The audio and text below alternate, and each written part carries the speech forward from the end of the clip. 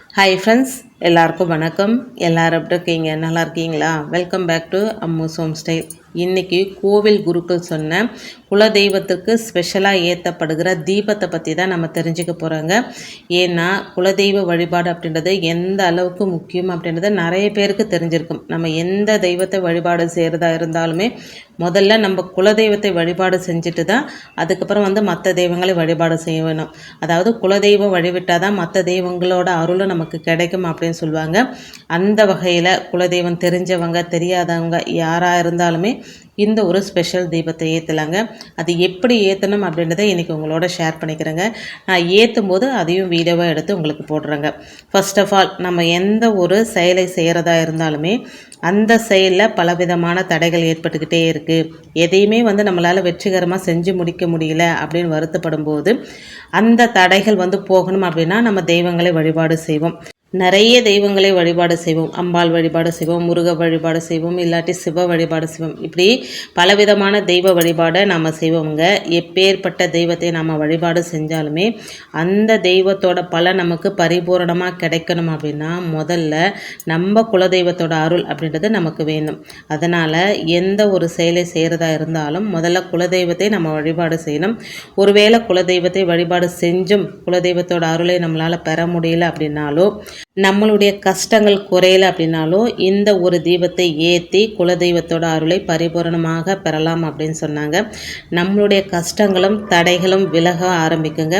அப்படிப்பட்ட தீபத்தை எப்படி ஏற்றணும், என்னைக்கு ஏற்றணும், இதுக்கு தேவையான பொருட்கள் என்னென்ன அப்படின்றத ஒன் பை ஒன்னாக பார்க்கலாங்க. நிறைய பேருக்கு குலதெய்வம் எது அப்படின்றது நல்லாவே தெரியும். ஒரு சில பேருக்கு மட்டும் குலதெய்வம் எது அப்படின்னு தெரியாமல் இருக்கும். குலதெய்வம் தெரிஞ்சாலும் தெரியாவிட்டாலும் குலதெய்வமே நீயே எங்களுக்கு துணை, குலதெய்வமே நீங்கள் தான் எங்கள் குலத்தை காக்கணும் அப்படின்னு மனசார நினச்சிக்கிட்டு செய்யக்கூடிய ஒரு வழிபாடு. நேரடியாக குலதெய்வத்தை சென்றடையும் அப்படின்னும் அதன் மூலம் நமக்கு குலதெய்வத்தோட அருள் அப்படின்றது பரிபூரணமாக கிடைக்கும் அப்படின்னும் சொல்லப்படுதுங்க. ஒரு சிலருக்கு குலதெய்வத்தோட அருள் கிடைக்கிறதுல தடைகள் இருக்கும். அப்படிப்பட்டவங்களாக இருந்தாலும் சரி, குலதெய்வத்தோட அருளை பரிபூரணமாக பெறணும் அப்படின்னு நினைக்கிறவங்களும் சரி, தங்களுடைய வீட்டில் மிகவும் எளிமையான முறையில் ஒரே ஒரு தீபத்தை ஏற்றி வச்சு வழிபாடு செஞ்சால் போதுங்க. இந்த தீபத்தை என்னைக்கு ஏற்றணும் அப்படின்னா வெள்ளிக்கிழமையில் ஏற்றலாம், செவ்வாய்க்கிழமையில் ஏற்றலாம், அதே போல் பௌர்ணமி, அமாவாசை போன்ற பிரபஞ்ச பேராற்றல் மிகுந்த தினங்களில் ஏற்றலாம். உங்கள் குலதெய்வம் ஆண் தெய்வமாக இருந்தாலும் சரி, பெண் தெய்வமாக இருந்தாலும் சரி, இந்த தீப வழிபாடு ரொம்பவுமே உகந்ததாக சொல்லப்படுதுங்க. ஏன்னா எந்த தெய்வத்தை வழிபாடு செஞ்சாலுமே அதை தீபத்தின் மூலம் ஆவாகனம் செய்கிறது ரொம்ப ரொம்ப நல்லது. நம்மளுடைய முன்னோர்கள் அந்த காலத்துலலாம் தீபம் ஏற்றி தான் வழிபாடு செஞ்சாங்க. அப்போல்லாம் நிறைய ஃபோட்டோஸோ சிலைகளோ எதுவுமே கிடையாதுங்க. தீப வடிவில் தான் தெய்வங்களை வழிபாடு செஞ்சாங்க. அதனால் தீப வழிபாடு இல்லாமல் எந்த ஒரு தெய்வ வழிபாடும் முழுமையடையாது அப்படின்றது எல்லாருக்குமே தெரிஞ்ச விஷயங்க. சரி, இந்த தீபத்தை எப்படி ஏற்றலாம் அப்படின்னா இந்த தீபம் ஏற்றுறதுக்கு தேவையான பொருட்கள் சின்னதாக ஒரு தாம்பால் தட்டு வேணும், ஒரு அகல் விளக்கு, நல்லெண்ணெய், அதுக்கப்புறம் நெய் ஒரு ஸ்பூனு, ஒரு கொட்டைப்பாக்கு, ஒரு ஏலக்காய், ஒரு பிஞ்ச் அளவுக்கு மஞ்சப்பொடி. இது எல்லாமே வீட்டில் இருக்கிற பொருட்கள் தாங்க. இதுக்காக ஸ்பெஷலாக நம்ம வாங்கணும் அப்படின்ற எந்த பொருட்களுமே கிடையாது. அகல் விளக்கு மட்டும் புதுசாக வாங்கினா ரொம்ப நல்லது. அப்படி இல்லை அப்படின்ற பட்சத்தில் வீட்டில் இருக்கிற பழைய அகல் விளக்கை கூட நல்லா சுத்தமாக கழுவிட்டு மஞ்சள் குங்குமம் வச்சு ரெடி பண்ணிக்கணுங்க. இந்த தீபத்தை இப்போ எப்படி ஏற்றலான்னு பார்க்கலாம். இப்போ அந்த தாம்பால் தட்டு எடுத்துட்டு அதையும் கழுவிட்டு மஞ்சள் குங்குமம் வச்சுக்கோங்க. அந்த தாம்பால் தட்டுக்கு மேலே அகல் விளக்கை வச்சு அதில் நல்லெண்ணெய் ஊற்றி நல்லெண்ணெயோட ஒரு ஸ்பூன் நெய்யை ஊற்றணுங்க. அதுக்கப்புறம் அதில் சுத்தமான வீட்டில் தயார் செஞ்ச மஞ்சள் பொடியாக இருந்தால் ரொம்ப நல்லது. அப்படி இல்லைன்னா கஸ்தூரி மஞ்சள் பொடி ஒரு சிட்டிகை சேர்த்துக்கோங்க. ஒரு ஏலக்காயும் ஒரு கொட்டைப்பாக்கையும் போட்டு தீபம் ஏற்றணுங்க. இந்த தீபத்தை ஏற்றும் போது குலதெய்வமே எங்களை காத்து ரட்சிக்க வேண்டும் அப்படின்னு முழு மனசோட குலதெய்வத்தை நினச்சி வேண்டிக்கிட்டு இந்த தீபத்தை ஏற்றணுங்க. குலதெய்வத்துக்கு நெய்வேத்தியமாக ஏதாவது ஒரு இனிப்பு பொருளை வச்சு இந்த வழிபாட்டை செய்யணுங்க. ஒவ்வொரு குலதெய்வத்துக்குமே ஒவ்வொரு பொருள் ரொம்ப உகந்ததாக இருக்கும். இப்போ எங்களுடைய குலதெய்வத்துக்கு பானகம் வச்சு வழிபாடு செஞ்சாலே போதும். அதோட பச்சரிசி, பச்சைப்பயிறு இதை ஊற வச்சுட்டு அது கூட வெல்லம், ஏலக்காய் போட்டு நாங்கள் வைப்போங்க. அது மாதிரி ஒவ்வொரு குலதெய்வத்துக்குமே ஒவ்வொரு பொருள் நைவேத்தியமாக வைக்கிறது ரொம்ப விசேஷம். விசேஷமாக இருக்கும். உங்கள் குலதெய்வத்துக்கு எது பிடிக்குமோ அந்த ஒரு இனிப்பு நெய்வேத்தியத்தை வச்சுட்டு இந்த தீபத்தை ஏற்றணுங்க. இந்த தீபம் வந்து குறைஞ்சது 1 மணி நேரமாவது நம்ம வீட்டில் எரியணும் அப்படின்றது ரொம்பவும் குறிப்பிடத்தக்கதுங்க.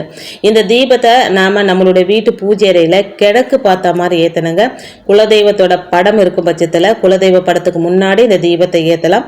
குலதெய்வத்தோட படம் இல்லை அப்படின்றவங்க சின்னதாக ஒரு மண் குடுவை அப்படி இல்லைன்னா ஒரு சொம்பு ஃபுல்லாக தண்ணி ஊற்றி அதை வச்சுட்டு அதை குலதெய்வமாக நினச்சிட்டு அதுக்கு முன்னாடியும் இந்த தீபத்தை ஏற்றலாங்க.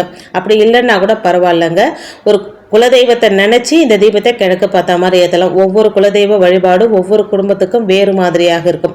இப்போ நான் வந்து குலதெய்வ சொம்பு அப்படின்னு நினச்சி குலதெய்வமாக நினச்சி வழிபாடு செய்கிறேன். அந்த குலதெய்வ சொம்புக்குள்ளே சுத்தமான தண்ணி, ஒரு ஏலக்காய், ஒரு பீச்சு பச்சை கற்பூரம், கொஞ்சம் ஜவ்வாது பவுடர் மிக்ஸ் பண்ணி அதுக்கு மேலே ஒரு பூ வச்சு அதை தான் குலதெய்வமாக நினச்சி எந்த வழிபாடு செய்கிறதுக்கு முன்னாடியும் குலதெய்வ வழிபாடும் விநாயகர் வழிபாடு செஞ்சுட்டு தான் மற்ற வழிபாடு செய்கிறேன். அதே போல் உங்களுக்கு எப்படி வழக்கமோ அது போல் செய்யலாங்க.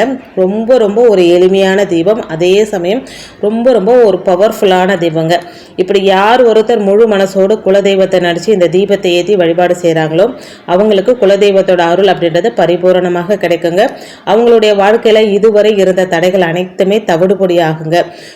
ரொம்ப எளிமையான ஒரு தீப வழிபாடு தாங்க. இதை தினமுமே ஏற்றலாமான்னா ரொம்ப விசேஷம். தினமுமே ஏற்றலாம். தினமுமே முதல்ல போட்டோம் பார்த்தீங்களா, அந்த பொருட்களெல்லாம் அப்படியே இருக்கட்டும், அது கூட கொஞ்சம் நல்லெண்ணெய் நெய் விட்டு தீபம் ஏற்றிக்கிட்டே வரலாம்.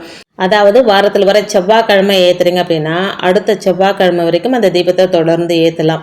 அப்படியெல்லாம் எங்களுக்கு டைம் இல்லைங்க, அப்படி முடியாது அப்படின்னா செவ்வாய்க்கிழமை ஏற்றுறீங்க அப்படின்னா அடுத்த செவ்வாய்க்கிழமை இதே மாதிரி தீபத்தை ஏற்றலாம்.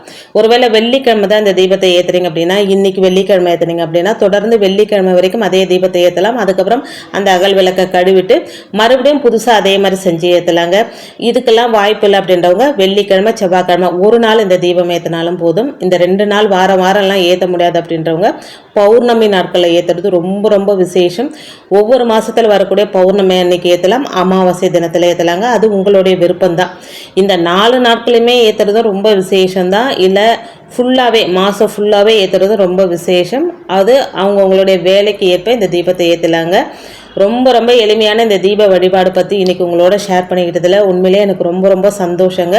குலதெய்வம் எதுன்னு தெரியாதவங்க கூட இந்த தீபத்தை ஏற்றுங்க. தொடர்ந்து தினமுமே கூட ஏற்றிக்கோங்க. ஒரு 21 நாள் டைம் வச்சு கூட ஏற்றிக்கோங்க. அந்த குலதெய்வத்தோட கருணையால் அந்த குலதெய்வம் யார் அப்படின்றது உங்களுக்கு தெரிய வரத்துக்கும் வாய்ப்புகள் அதிகமாக இருக்குங்க. ஸோ இன்றைக்கி வீடியோவில் நான் சொன்ன விஷயங்கள்லாம் உங்களுக்கு பிடிச்சிருந்தது அப்படின்னா ப்ளீஸ் சேனலுக்கு சப்ஸ்கிரைப் பண்ணி சப்போர்ட் பண்ணுங்கள். கண்டிப்பாக இந்த வீடியோவை உங்கள் ஃப்ரெண்ட்ஸ் அண்ட் ஃபேமிலிக்கும் ஷேர் பண்ணி விடுங்க. அவங்களும் பலனடையட்டும். குலதெய்வத்தோட அருள் கண்டிப்பாக கிடைக்கணும் அப்படின்றவங்களுக்கு இந்த வீடியோ கண்டிப்பாக உங்களுக்கு கண்ணுக்கு தெரியும். அப்படியே நீ இந்த வீடியோ பார்த்தாலும் அதை செய்யணும் அப்படின்ற எண்ணம் தோணும். நிறைய பேர் நிறைய வீடியோஸ் போடுறாங்க, அது எல்லாமே செய்யணும்னு தோணுமா அப்படின்னு கேட்டால் தோணாதுங்க. ஒரு சில வீடியோக்களை பார்க்கும்போது இது செஞ்சால் நமக்கு கண்டிப்பாக நல்லது நடக்கும் அப்படின்ற எண்ணம் நம்ம மனசுக்குள்ளே தோணும். அந்த மாதிரியான வீடியோ தான் இது இருக்கும் அப்படின்னு நினைக்கிறேங்க. ஸோ தேங்க்ஸ் ஃபார் வாட்சிங் friends. Take care and bye.